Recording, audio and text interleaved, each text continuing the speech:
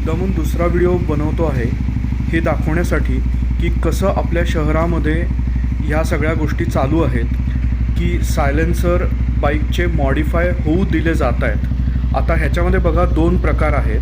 ह्या बाईकचा सायलेन्सर जर तुम्ही बघितलात तर तो अजिबात हानिकारक किंवा आवाज करणारा नाही नसून नुसताच रोअर देणारा आहे, ज्याने दुसऱ्यांना त्रास होत नाही. पण त्याच्यापेक्षा मोठा हॉर्नचा आवाज आहे का आता हा जास्त थ्रेटनिंग आहे आपल्यासाठी, ज्याच्याबद्दल काहीतरी कायदा झाला पाहिजे, ज्याच्याबद्दल काहीतरी रिस्ट्रिक्शन्स आले पाहिजेत. राहिला प्रश्न त्या सायलेन्सर्सचा जे आपल्याला त्रास देतात, तर आता हे बघा, हे मिसफायर देणारे जे सायलेन्सर्स आहेत ते आपल्याला खरा प्रॉब्लेम क्रिएट करतात आपल्या सोसायटीजमध्ये, ज्याच्यावरती आपल्याला कानात बोटं घालता येत नाही, काही करता येत नाही.